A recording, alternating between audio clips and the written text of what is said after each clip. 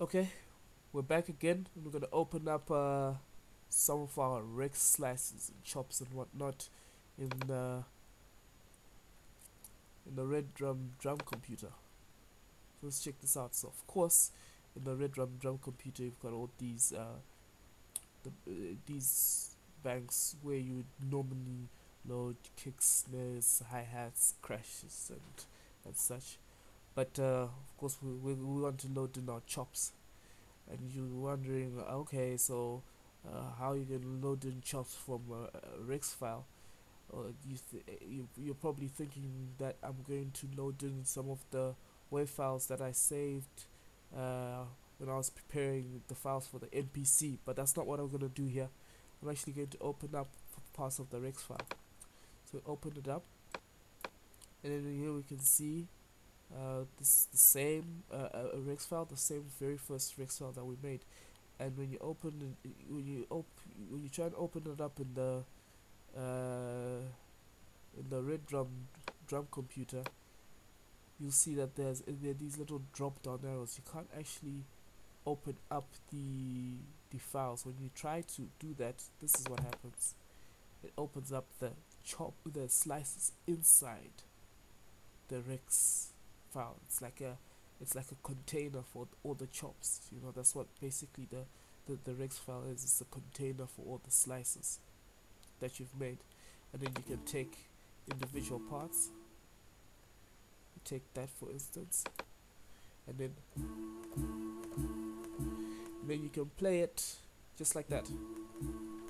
Now the problem with that is, for instance, let's just take a look. How many chops do we have here? We have 12 chops. We've got 0 to 11. That's 12 chops. And then you'll notice that in the red drum we have only 10 banks. Now there's some people have come up with some smart ways of dealing with this.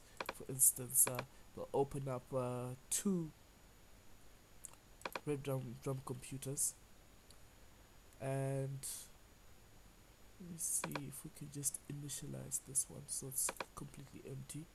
We'll open up two of them, right, and they'll select both of them, and then they'll combine them, you see. And then when you open this up, you will notice that you can have this is the first red drum that we had, which is this one here, and this is the second one. So you'll notice that you'll be able to map the keys so that they play at from a certain key to a certain key. So we can go all the way here, and we can bring this in. Just get that. We can bring this in so that you reduce the number of keys that it plays across, and then you map the next you map this one to maybe play on keys that are a little higher in the scale. It's just awful. What is going on? There we go. It's a bit fiddly when you try to set it all up like this, and basically just I don't know, doing a whole MacGyver thing on it. Just trying to use this as a Swiss Army knife, but the real Swiss Army knife is this right here. This, I'm a great believer in the NXT. You know, for many reasons. I know a lot of people like using the red drum, but I really think that this is the way forward when it comes to opening up Rex files and using them.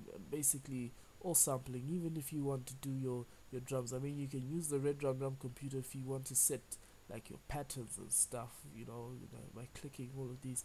But if you want to be able to layer your drums really nicely, this is the way to do it. I actually have a patch that I use to layer drums with.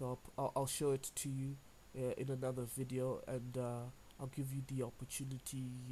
I'll put it somewhere so you can download it and see if you like it and if it's useful to you. But what we're going to do is we're going to go into the next video where we'll be exploring the NNXT and its power when it comes to working with samples.